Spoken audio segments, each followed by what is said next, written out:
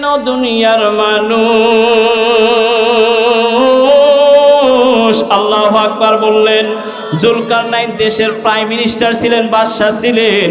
বাংলাদেশ ছোট্ট একটা দেশের বাদশাহ ছিল না যে বাংলাদেশের ছোট্ট একটা সরকার হয়ে ছোট্ট একটা দেশের ক্ষমতা পেয়ে তারা কি করবে? ক্ষমতাকে অপব্যবহার করবে, কোরআনের রাজ কায়েম করতে দিবে না, কোরআনের রাজ কায়েম করতে দিবে না, রাসূলের কথা বলতে দিবে না। তাফসীর কোরআন মাহফিল আগে 140 জারি হতো, তাফসীর কোরআন মাহফিল আগে বাধা ছিল, তাফসীর কোরআন মাহফিল করতে পুলিশের কাছে পারমিশন নিতে হতো এবং সিগনেচার নিতে হতো।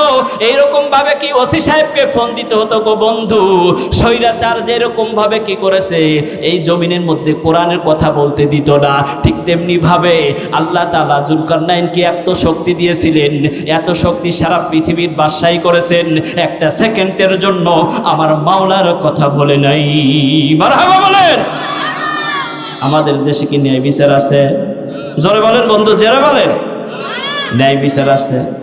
ন্যায় বিচার আমাদের দেশে যদি না থাকে তাহলে ন্যায় বিচার কোথায় থাকবে? এই বাংলাদেশটা 95% মুসলমানের বাংলাদেশ।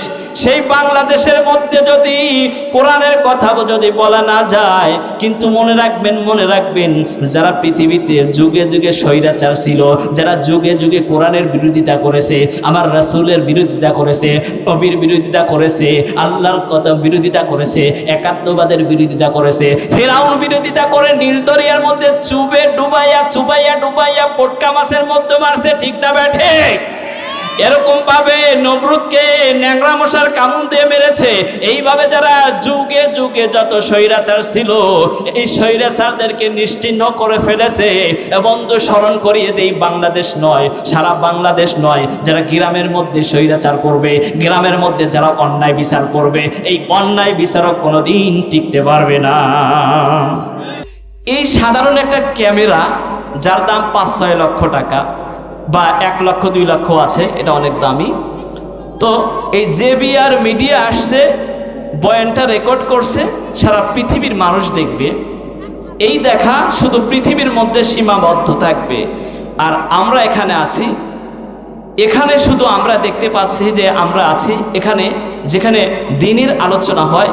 ফেরেশতারা চতুর্দিক দিয়ে বসে যায়, শুধু বসে যায় এইরকম বসে না, একজনের উপরে আরেকজন, আরেকজনের উপরে আরেকজন, এইভাবে আসমান পর্যন্ত রহমত বরকতের ফেরেশতা দিয়ে এই মাহফিলকে সুন্দর করে এবং রহমতের দোয়া করতে থাকে। হয় নাই, আওয়াজ হয় নাই। আওয়াজ হবে আগামী 12ই ফেব্রুয়ারি জাতীয় সংসদ নির্বাচনের পূর্বে। এখন তো শুরু হয় নাই, কার্যক্রম শুরু হচ্ছে, সবাই ব্যস্ত আছে। ওসমান হাদি যে ন্যায়ের পক্ষে অন্যায়ের বিরুদ্ধে লড়েছে, লড়তে গিয়ে যারাই ন্যায় কথা বলবে, কোরআনের কথা বলবে, যারাই আবেদন করবে, যারাই দাবি করবে, কোরআনের জমিন আসমান হচ্ছে আল্লাহর, জমিন আসমান, আসমান জমিনের মালিক যেহেতু আল্লাহ, পৃথিবীর মালিক যেহেতু আল্লাহ, সমস্ত দেশ বাংলাদেশ সহ সারা পৃথিবীর মধ্যে সামাজিক জীবনে, ইউনিয়নের মধ্যে, থানার মধ্যে, জেলার মধ্যে, বিভাগের মধ্যে, সারা বাংলাদেশ সহ সারা পৃথিবীর মধ্যে যারা ওলামায়ে কেরাম এবং যারা ন্যায়ের পক্ষে লড়ে, অন্যায়ের বিরুদ্ধে লড়ে, যেরকম ভাবে হাদি লড়ে শহীদ হয়ে গেছে, এরকম হাজারো হাদি জন্ম নিয়েছে। এই হাদিগুলো বলবে কোরআনের রাজ কায়েম করার জন্য কথা বলবে। এদেরকে গুলি এবং মেরে মারার ভয় দেখিয়ে, গুলির হত্যা দেখিয়ে, হত্যা দেখিয়ে থামানো যাবে না। বাংলার জমিনের শাহজাদপুর মানুষ, শাহজাদপুরের জমিনের চরকাদের মুসলমান আওয়াজ দিবেন কোরআনের জন্য, কোরআনের আইন কায়েম করার জন্য কারা কারা রাজি আছেন? 2 হাত তুলে আল্লাহকে দেখা দেয়।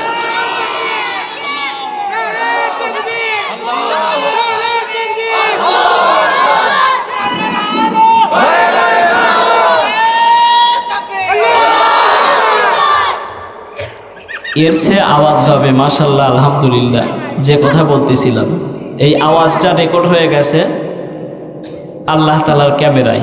যেই ক্যামেরা বন্ধু কোনোদিন ডিলিট হওয়া সম্ভব, এগুলো ক্যামেরা নেটে গেলেও নষ্ট হয়ে যাওয়ার সম্ভাবনা থাকে, হয়ে যায়, ডিলিট হয়ে যায়, রিজেক্টেড হয়ে যায়। কিন্তু আল্লাহ যে ক্যামেরায় বন্দী করেছেন ফেরেশতাদের মাধ্যমে, আপনাদের এই আওয়াজ কাল কিয়ামতের ময়দানে নেকির পাল্লা আপনাদের ভারী করবে। সুবহানাল্লাহ বলেন। তো আমি যে কথা বলতেছিলাম, শহীদ শরীফ ওসমান হাদিকে যারা গুলি করেছে, এইটা নিয়ে এখন সারা বাংলাদেশের মানুষ ব্যস্ত এবং তার জন্য দোয়া করছে। আগামী সংসদ নির্বাচনে যখন আমরা যারাই কি করবে দল, আওয়ামী লীগ তো গেছে গা নাকি, গেছে, ডুবে গেছে, আছে আছে, এসরে বলেন, এ মার্কা আছে, এ নৌকো আছে না ডুবে গেছে, আছে না গেছে, এ কথা কর না কে না ভয় পাইতেছেন? আমি কিন্তু ভয় পাই না। আল্লাহ তাআলা জীবন দিয়েছেন, একদিন যাবে। বাড়ি থেকে যখন বের হয়েছি, বিসমিল্লাহি তাওয়াক্কালতু আলাল্লাহ, আল্লাহর নাম স্মরণ করে এসেছি এখানে। মৃত্যুবরণ করলে, দিনের কথা বলে মৃত্যুবরণ করলে আল্লাহ তাআলা শাহাদাতের মর্যাদা দান করবে, ঠিক না বেঠিক? তাহলে তারা গেছে, কেন গেল? কেন গেল? কোরআন তাদের কাছে ভালো লাগেনি অনেকের কাছে। আর আমার ভাইয়েরা অনেকে না বুঝে দল করেছে, করেছে কিনা? দল করুন আপনি, কিন্তু বুঝে শুনে করুন। বুঝে শুনে আপনারা দলকে সাপোর্ট করুন। ভালো এবং মন্দ, এখানে যারা বসে আছেন, ভালো কারা খারাপ কারা, এটা আপনাদেরকে আজকে বলে যাই, আপনারা রেকর্ড করে রাখেন। আমরা ভালো মানুষ যারা খারাপকে আমরা সাপোর্ট করছি, খারাপকে যারা সাপোর্ট করবে ওরা ভালো আর থাকে না। খারাপকে যে খারাপ বলবে, ন্যায়কে ন্যায় বলবে, অন্যায়কে অন্যায় বলবে, সমাজে ওনারা ভালো মানুষ, ঠিক না বেঠিক?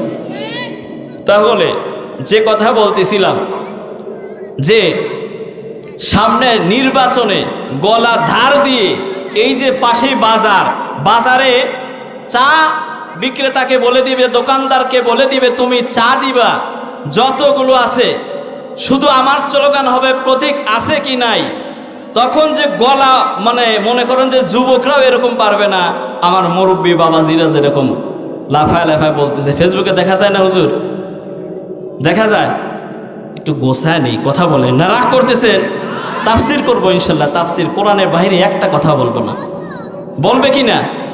আমি কেন বলতেছি, এখানে যখন কোরআন তিলাওয়াত হবে তখন আল্লাহু আকবার বলবেন, প্রতিটি হরফের বিনিময় আল্লাহ পাক রব্বুল আলামিন আপনাকে উহুদ পাহাড় পরিমাণ সওয়াব দান করতে পারে। তাহলে সেই মিছিলের সে এই কোরআনের স্লোগান দেওয়ার জন্য আমরা রাজি আছি, রাজি আছি? আচ্ছা, তাহলে আমি শুনতে চাই, কোরআন আছে কি নাই? আল্লাহ আছেন নাকি আল্লাহর শক্তি কমে গেছে? কোরআন আছে, কোরআনের স্লোগান থাকবে, আল্লাহু আকবারের স্লোগান থাকবে, নবীর স্লোগান থাকবে, নবীর পক্ষে কথা বলবো। তো আমরা কি এখানে সবাই চাই মুসলমান হিসাবে দাবি করতে চাই? আমার দাবি নয়, সারা বাংলাদেশ সহ সারা পৃথিবীর মুসলমানদের হৃদয়ের কথা যে সারা বাংলাদেশ সহ সারা পৃথিবীর মধ্যে কোরআন দিয়ে মানুষ শাসন করবে, কোরআন দিয়ে সমাজ গঠন করবে, ঠিক না বেঠিক?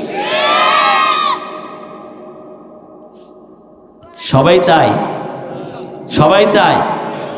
আচ্ছা, তাহলে আমাদের মার্কা কি? কোরআন হাদিস। কোরআন মার্কা আছে না? কোনছে মার্কা? জোরে বলেন বাবাজি, কোনছে মার্কা? কোরআন না ধানের শীষ? মার্কা আছে? ধানের শীষ, দাড়িপাল্লা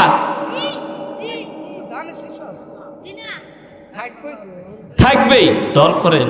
মানে আমি যেন বলতেছি যে কোরআনে যখন কথা বলবো আমরা তখন ইনশাআল্লাহ আল্লাহর নামের তাকবীর বলবো, ইনশাআল্লাহ।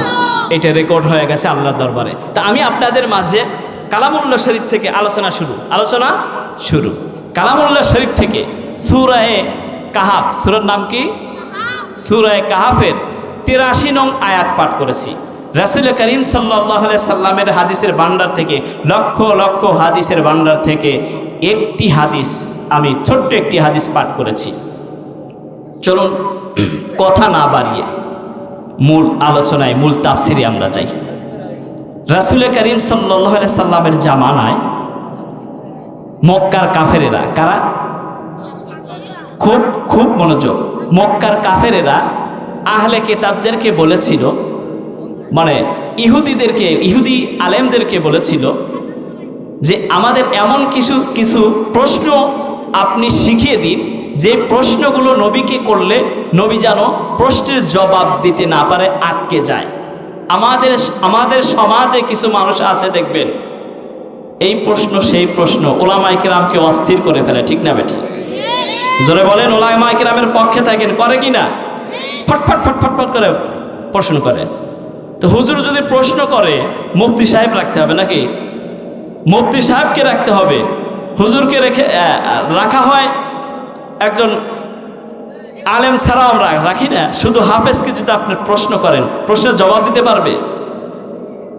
তো ঠিক তেমনি ভাবে খুব প্রশ্ন করত, প্রশ্ন করে অস্থির করে ফেলেছে।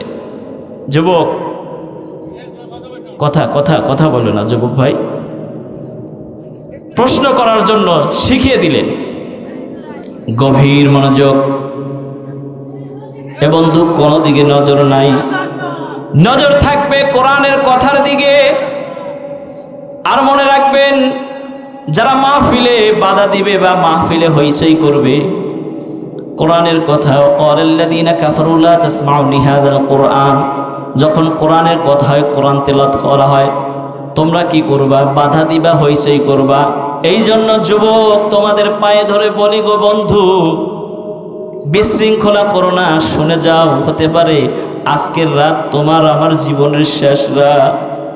এমন কাজ করো না যেটা কোরআনের বিরোধিতা হয়ে যায়। আমি পৃথিবীর কোনো পচা রাজনীতির সাথে আমি জড়িত নয়, তবে কোরআনের পক্ষে, হাদিসের পক্ষে কথা বলি।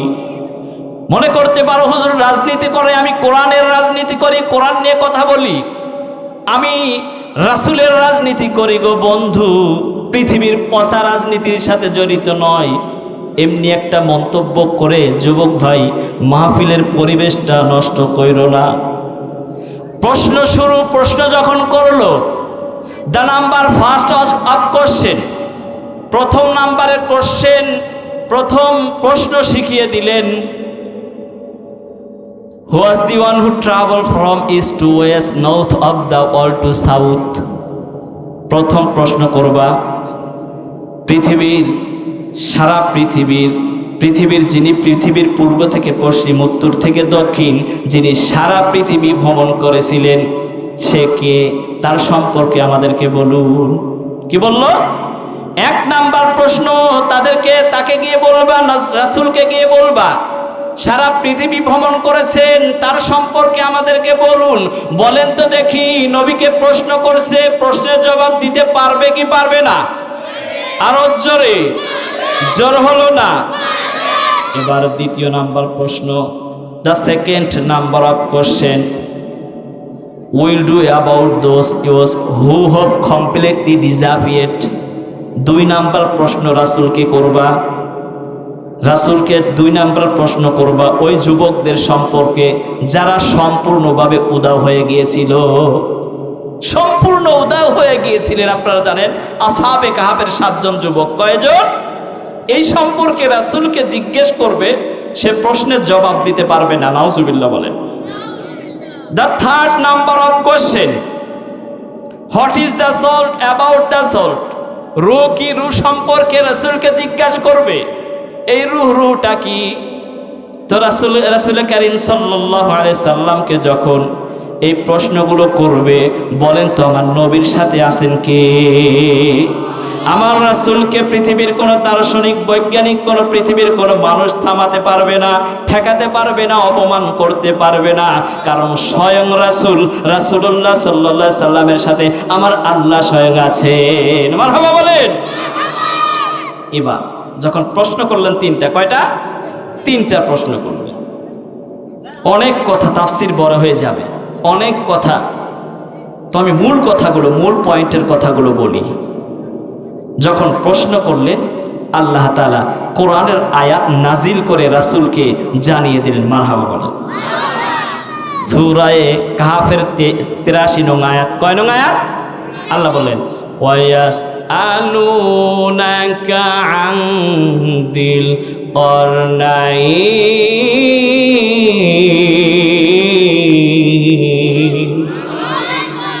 আল্লাহ রাসূলকে বলতেছেন, নবী গো, তারা আপনাকে জুলকারনাইন সম্বন্ধে আপনাকে জিজ্ঞেস করছে, কুসাআতলু আলাইকুম মিনহু যিকরা, আপনি তাদেরকে বলে দিন গো নবী, আপনি তাদের সম্পর্কে আপনি জানিয়ে দিবেন, আমি আল্লাহ আপনাকে সাহায্য করব। এরপরে বলতেছেন, ইন্না মাক্কান্না লাহু ফিল আরদ, এই জুলকারনাইনকে ভূপৃষ্ঠে দুনিয়াতে, মাক্কান্নাহু ফিল আরদ, আমি তাকে ভূপৃষ্ঠে রাজত্ব দিয়েছিলাম, ওয়া আতাইনাহু মিন কুল্লি শাইইন সাবাবা,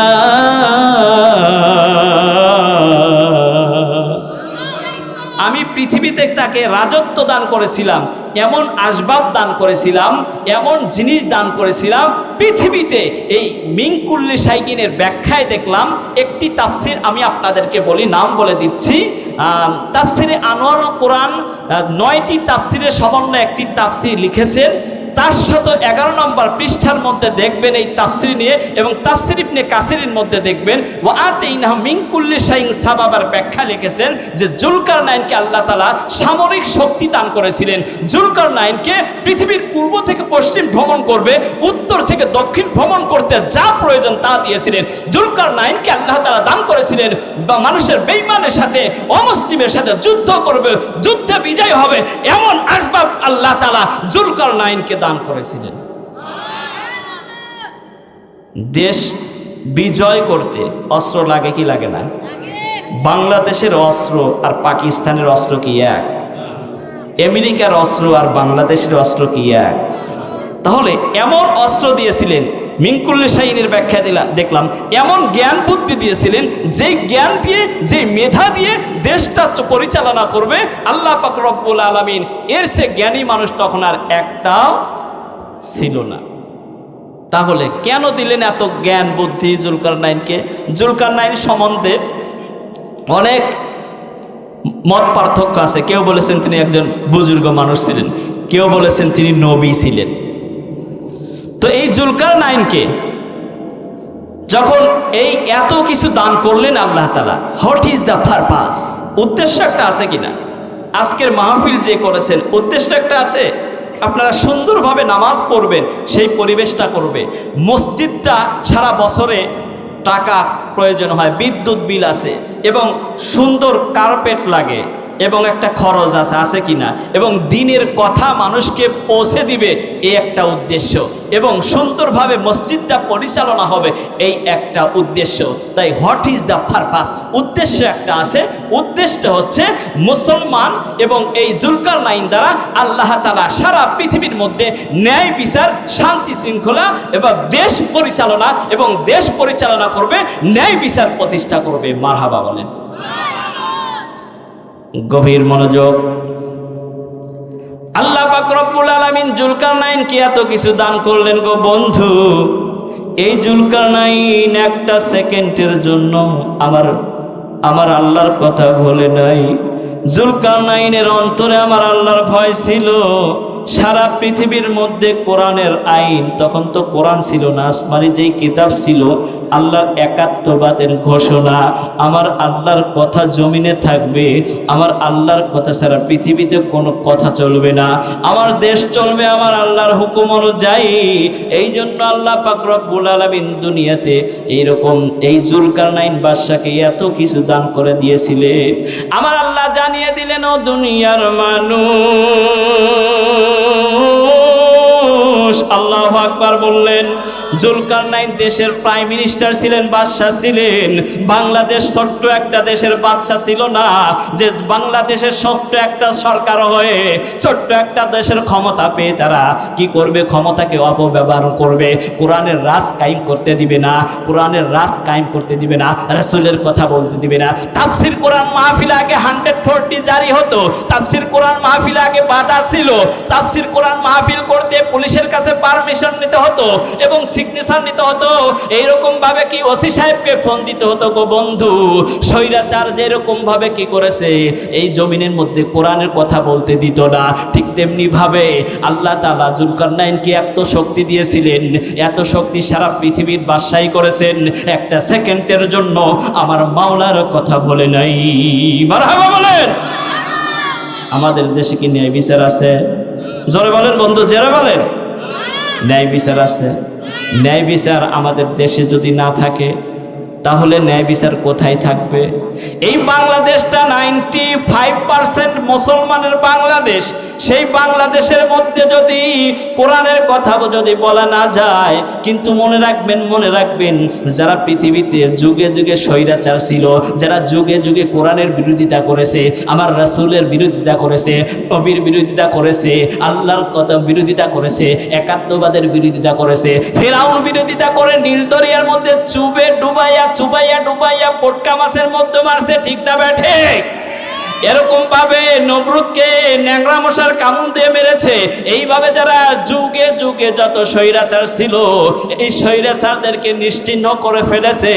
বন্ধু স্মরণ করিয়ে দেই, বাংলাদেশ নয়, সারা বাংলাদেশ নয়, যারা গ্রামের মধ্যে স্বৈরাচার করবে, গ্রামের মধ্যে যারা অন্যায় বিচার করবে, এই অন্যায় বিচারক কোনোদিন টিকতে পারবে না।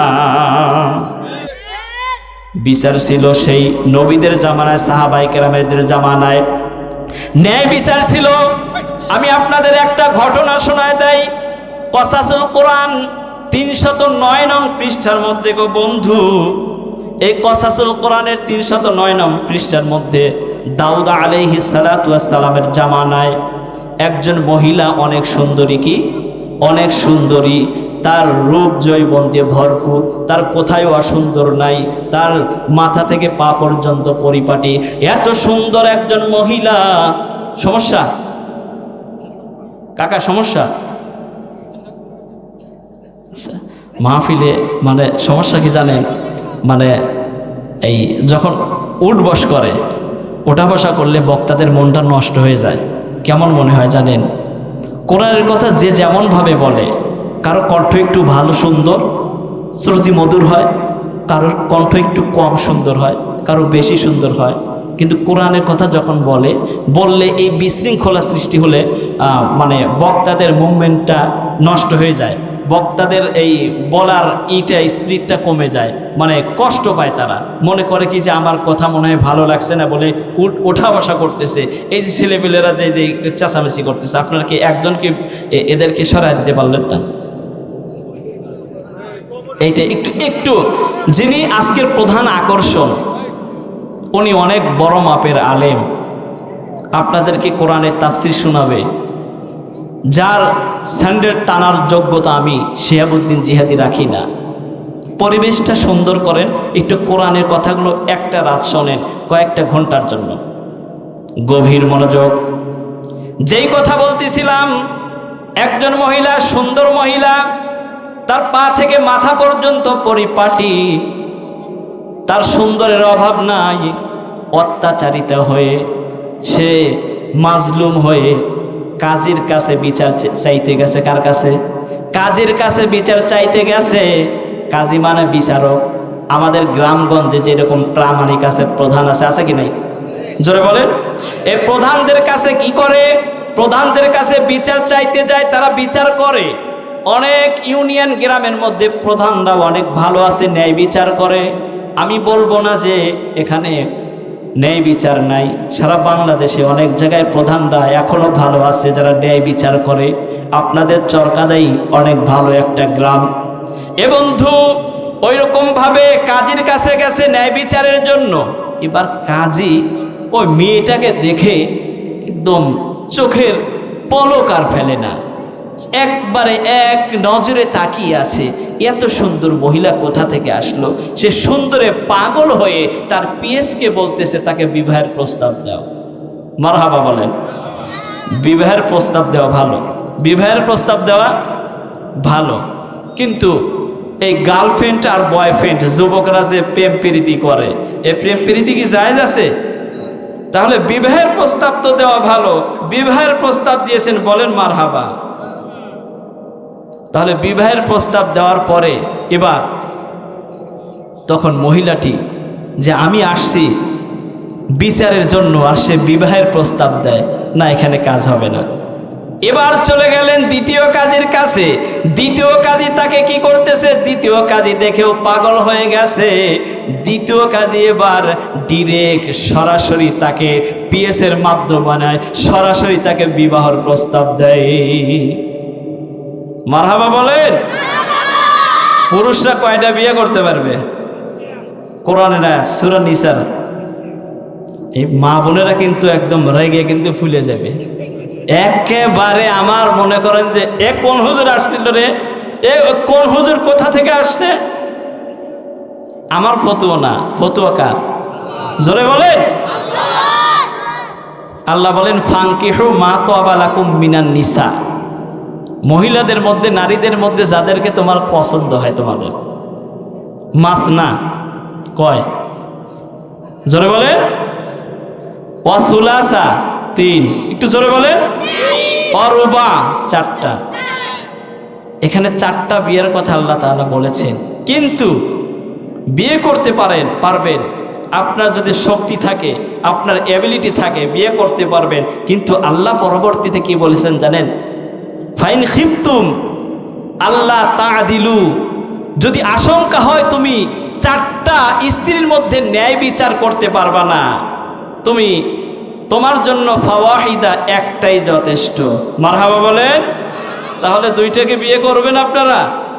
একটার জ্বালাই হাইরে জ্বালা, হাইরে জ্বালা, ঘরে জ্বালা, বাহিরে জ্বালা, হাটে বাজারে অস্থির।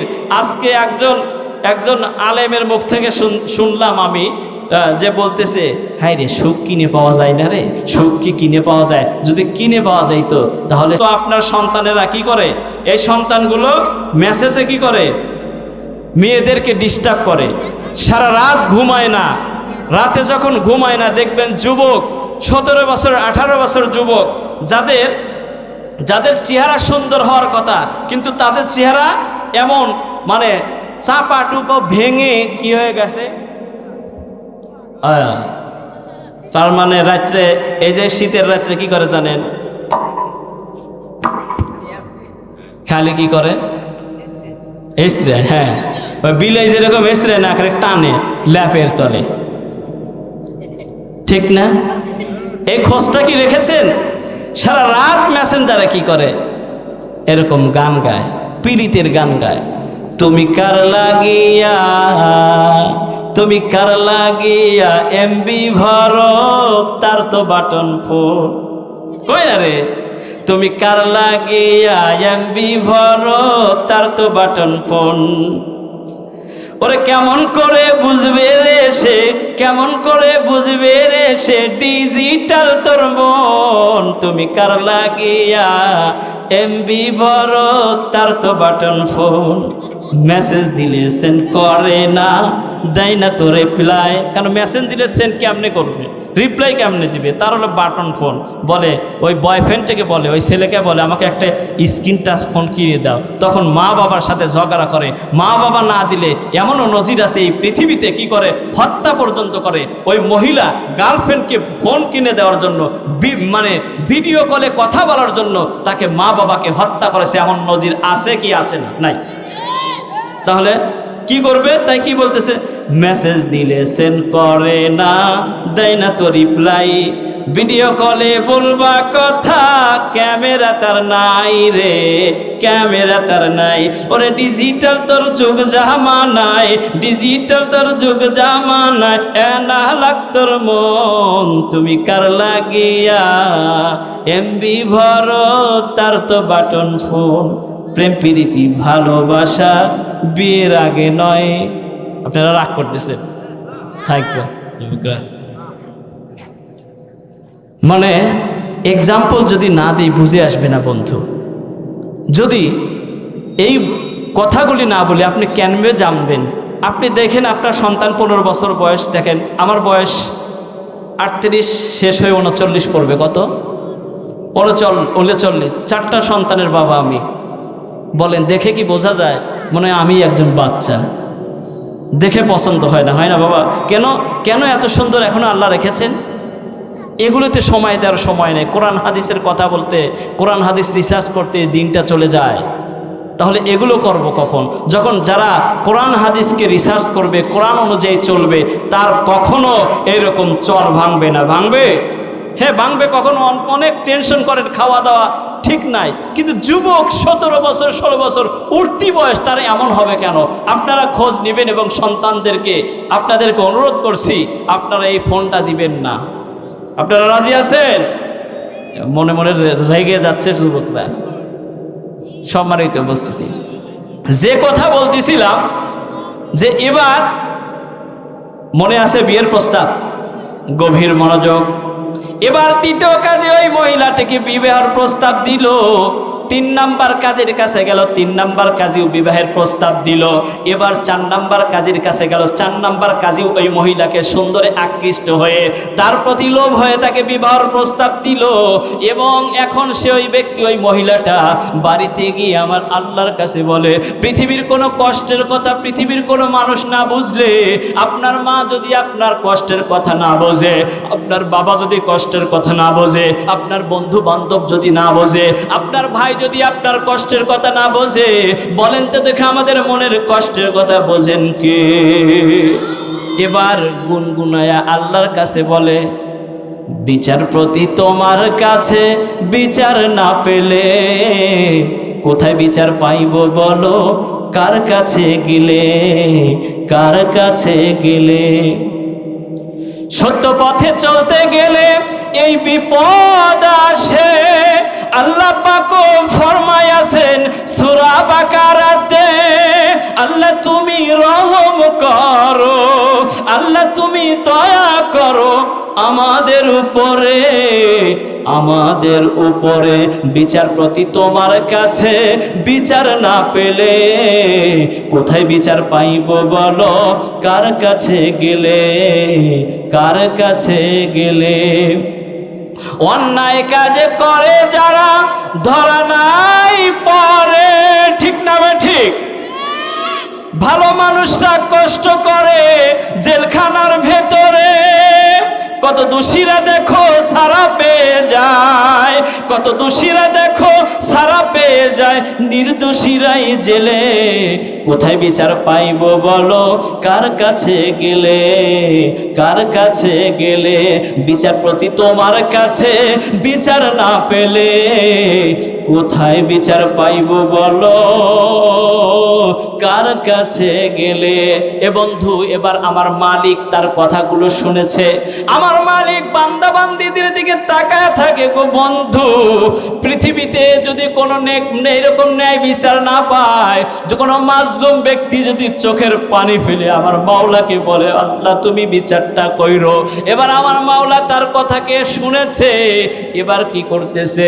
শয়তানি শুরু করে দিল। 4 জন ব্যক্তি যাদের ক্ষমতা আছে, গ্রাম বলেন থানা বলেন যেখানেই বলেন, যাদের ক্ষমতা আছে, ক্ষমতাশীল ব্যক্তিদের যদি কথা না শোনা হয়, ওই ক্ষমতাশীল ব্যক্তি কিন্তু তাকে চাপ প্রয়োগ করে এবং তাকে অন্যায়ভাবে জেলখানায় বন্দি করে, ঠিক না বে ঠিক?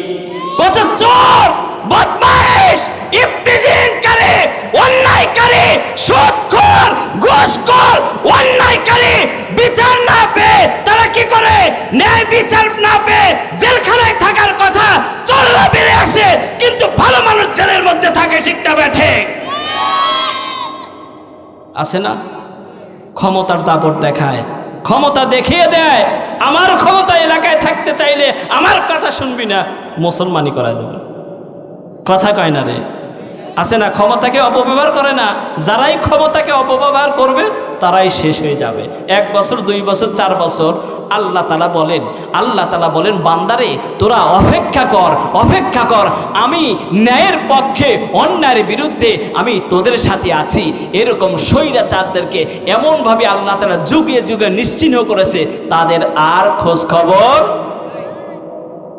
বন্ধু, এবার কি করলো? বিচারের জন্য আমার আল্লাহ তার কথাটা মেনে নিয়েছে। 4 জন কাজী পরামর্শ করতেছে, এই মহিলাটার এত দেমাগ, বলে আমি বিবাহের প্রস্তাব দিয়েছি, বলে আমিও তো দিয়েছি, বলে আমিও তো দিয়েছি। 4 শয়তান এক হয়ে এবার দাউদ আলাইহিস সালাতু ওয়াস সালামের কাছে চলে যাচ্ছে। দাউদ আলাইহিস সালাতু ওয়াস সালাম কি করলেন? বলতেছে যে তোমাদের কাছে সাক্ষী আছে?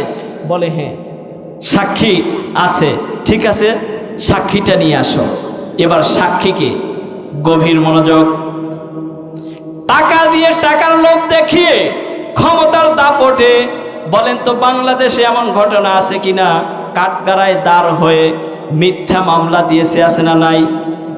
মামলা দিয়েছে ওলামায়ে কেরামের বিরুদ্ধে, ওলামায়ে কেরামের বিরুদ্ধে মিথ্যা সাক্ষী দিয়েছে, ওলামায়ে কেরামের বিরুদ্ধে রাজাকারদের রাজাকার বানিয়েছে, ওলামায়ে কেরামদেরকে ধর্ষক বানিয়েছে, ওলামায়ে কেরামদেরকে জেনাকারী বানিয়েছে, মিথ্যা সাক্ষী দিয়ে তাদেরকে ফাঁসির কাস্টে ঝুলিয়েছে। ঠিক না ব্যাঠিক? তাহলে মিথ্যা সাক্ষী দিয়ে, টাকার লোভ দেখিয়ে, ক্ষমতার দাপটে এগুলো করা যায়, কিন্তু আমার মালিক কিন্তু একজন আছে।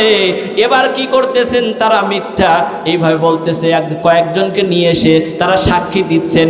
দাউদ আলাইহিস সালাতু ওয়াস সালামকে বলতেছে, কয়ে তুই দেখেছিস? কয়ে হ্যাঁ দেখেছি। সে দেখেছি, সে কি করে? বলে যে কি করে জানেন? সে রাত্রিতে কুকুরের সাথে শয়ন করে। নাউজুবিল্লাহ বলেন। কিসের সাথে থাকে? কুকুরের সাথে জেনা করে। তাহলে কুকুরের সাথে যে জেনা করবে তাকে কি করবে? এর বিচার দাউদ আলাইহিস সালাতু ওয়াস সালাম কি বলল?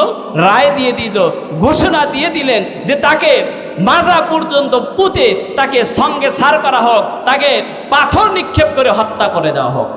এবার লোকজন বলতেছে সি সি সি, এরা টাকার বিনিময়ে নিজেকে বিক্রি করে দিয়ে নির্দোষী মানুষকে কেমনভাবে দোষী করলো। এবার এই কথাটা দাউদ আলাইহিস সালাতু ওয়াস সালামের সন্তান সুলাইমান আলাইহিস সালাম শুনেছে। মারহাবা বলেন। ছোট্ট মানুষ, এখনো বড় হয় নাই। এবার বাবার কাছে গিয়ে বলতেছে, বাবা আপনি বিচার সানি করেন এবং তল্লাশি করেন, গোয়েন্দা লাগিয়ে দিন, তারা মিথ্যা সাক্ষী দিয়েছে। বলে বাবা আমি ডাকবো এবং এই সানি করার দায়িত্ব আমি তোমাদের দিয়ে দিলাম। মারহাবা বলেন। এবার দাউদ আলাইহিস সালাতু ওয়াস সালামের সন্তান বসেছেন, বিচার শুরু। এরকম মজমা হয়েছে, ডেকেছে, চারজনকে ডেকেছে। বলে এদিকে আয়, যারা সাক্ষী দিয়েছে। বলে ওই সুন্দরী রমণী কি কুকুরের সাথে জেনা করে, রাত্রি শয়ন করে? বলে হ্যাঁ। বলে তুই দেখেছিস? বলতো দেখি কুকুরের কালারটা কি? ও বলতেছে কালো। কি কালো? এবারে আটকা। দেখেন ছোট্ট মানুষ, নবী সুলাইমান আলাইহিস সালাতু ওয়াস সালাম এখনো বড় হয় নাই, কিন্তু আল্লাহ তার কেমন মেধা, জ্ঞান, বুদ্ধি শক্তি দিয়েছে। বলে ওরে আটকা, ঘরের মধ্যে নে, ও যেন এখানে আসতে না পারে। দ্বিতীয় জনকে ডেকেছে, এই এদিকে আয়, এই যে কুকুরের সাথে শয়ন করেছে তুই দেখেছিস? বলে হ্যাঁ। কুকুরের রং কি, কালার কি? বলে পাকড়া পাকড়ি। কি কয়? পাকড়া পাকড়ি। বলে ওরে আটকা। আর একজনকে ডেকেছে, আর একজন বলে দলা সাদা। কি বলে? দলা সাদা। আর একজন বলে গাঢ় লাল, আর একজন বলে হলুদ। বলে দিবালোকের ন্যায় কি হয়ে গেল? স্পষ্ট হয়ে গেল। চারজন টাকার বিনিময়ে মিথ্যা সাক্ষী দিয়ে তার বিরুদ্ধে মিথ্যা সাক্ষী প্রয়োগ করেছে। এখন তাদের বিরুদ্ধে চারজন, যেই কাজী সহ চারজনকে এরকম ভাবে সঙ্গে সার করে দুনিয়া থেকে বিদায় করে দেওয়া হলো। মারহাবা বলেন। তাহলে আমাদের দুনিয়াতে অনেকে আছে কি করে? গীবত করে। করে না? গীবত করবে, চাইষ্ট লেগে গীবত করবে, ওলামায়ে কেরামের গীবত করবে, ভালো মানুষের গীবত করবে, নিজের কোনো রকমের খোঁজ রাখবে না। আমি নিজে নামাজ পড়ি না, আমি হালাল খাই না, কিন্তু গীবত করবে। গীবত করতে খুব ভালোবাসে। তিরমিজি শরীফের ক্লাসে আমার হুজুর একটা ঘটনা বলেছিলেন। শয়তান একবার ঝাঁকা নিয়ে যাচ্ছে। কি নিয়ে যাচ্ছে? শয়তান ঝাঁকা নিয়ে যাচ্ছে।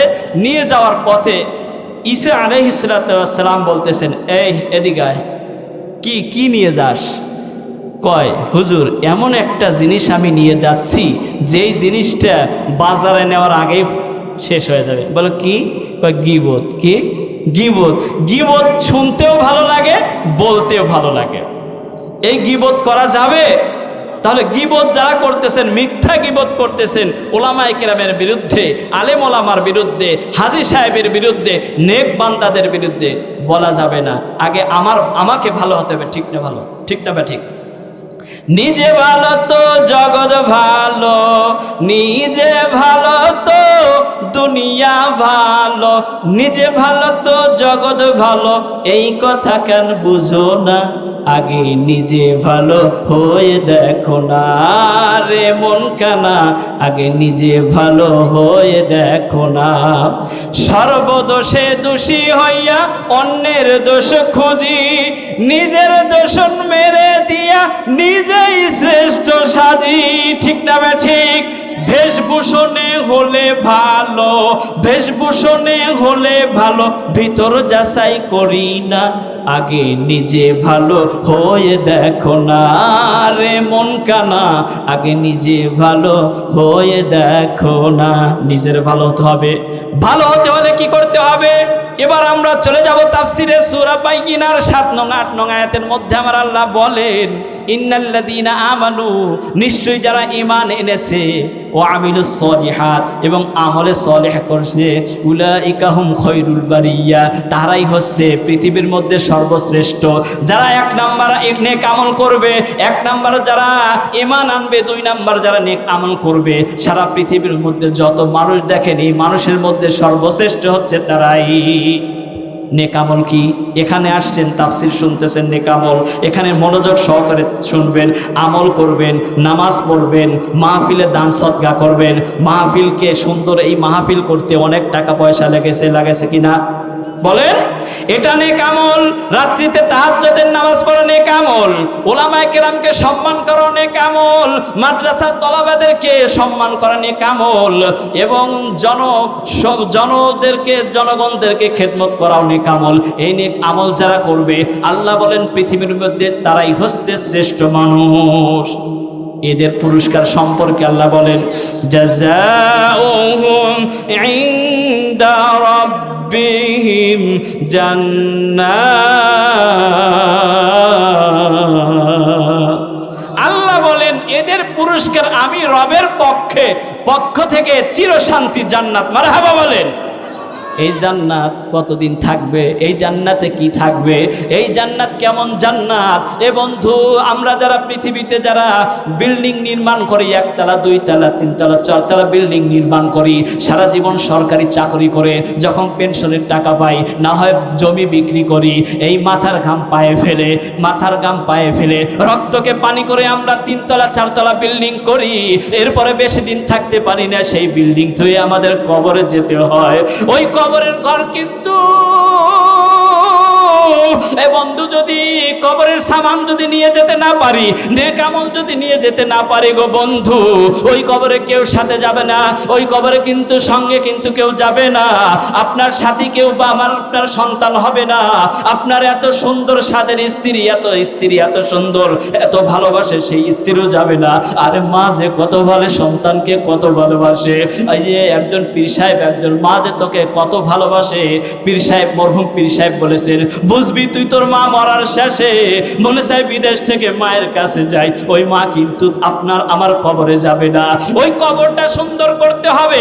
কবরটা সুন্দর করতে চাইলে মসজিদে দান করতে হবে। আমি যে হাদিস আপনাদের সামনে পাঠ করেছি, আর দুনিয়া সিজনুল মুমিনিন ওয়া জান্নাতুল কাফির, এই দুনিয়াটা কিন্তু মুমিনদের জন্য কয়েদখানা, আর কাফেরদের জন্য জান্নাতের টুকরা, একটা অংশ। এই জন্য বন্ধু নেক আমল করতে হবে। যে কথা বলতেছিলাম, এত স্বাদের বাড়ি বানাইলাম, নির্মাণ করলাম, এই স্বাদের বাড়িতে আপনি থাকতে পারবো না, কবরের বাড়িতে চলে যাব। এ বন্ধু, ওই কবরের জন্য আমরা কি করব? দান করে আমার মাওলাকে খুশি করতে হবে। এই দান যদি আমরা করতে পারি, আমার আল্লাহ বলেন নেক আমল যদি করতে পারো, এমন শান্তি, এমন তোমাদের জান্নাত দেব, যেই জান্নাতের মধ্যে আল্লাহ বলেন আদনিন তাজরি মিনহাল আনহার। আল্লাহু আকবার। আমার আল্লাহ বলেন এমন জান্নাত তোমাদেরকে দান করব। ও বান্দা বান্দিরা শুনিয়ে রাখো, এমন জান্নাত দেব যেই জান্নাতে মধুর নহর থাকবে, যেই জান্নাতে শরাব থাকবে, যেই জান্নাতের মধ্যে পবিত্র পানি থাকবে। মারহাবা বলেন। এই জান্নাতে কয়দিন থাকবা? দুনিয়াতে বন্ধু আমার আল্লাহ বলেন তোমাদেরকে আমি একটা নির্দিষ্ট সময় দিয়ে দুনিয়াতে প্রেরণ করেছি, পাঠিয়েছি। হয়তোবা 10 বছর, 20 বছর, 50 বছর, বড় জোর 100 বছর। এখন 100 বছরের মানুষ তালাশ করলে পাওয়া যায় না গো বন্ধু। 100 বছর মানুষ এখন নাই। এই নির্দিষ্ট সময়ের মধ্যে আমাদের এখানে থাকতে হবে। আর ওই জান্নাতে কতদিন থাকতে হবে? আমার আল্লাহ বলেন খালিদিনা ফিহা। আমার আল্লাহ বলেন আবাদান আবাদা, যেই জান্নাতে একবার প্রবেশ করবা আর কোনোদিন জান্নাত থেকে বের হবা না, এমন জান্নাত তাদেরকে আমি দান করব যারা 1 নাম্বার ঈমান আনবে, 2 নাম্বার নেক আমল করবে, যারা মসজিদ মাদ্রাসার জন্য ব্যয় করবে, খরচ করবে। আমার রাসূল বলেন মামবানা লিল্লাহি মাসজিদান বানাল্লাহু লাহু বাইতান ফিল জান্নাহ, যে ব্যক্তি একটা দুনিয়ার বুকে মসজিদ নির্মাণ করবে, আমার আল্লাহ তাদেরকে জান্নাতের মধ্যে একটা সুন্দর বালাখানা তৈরি করে দেবে। মারহাবা বলেন।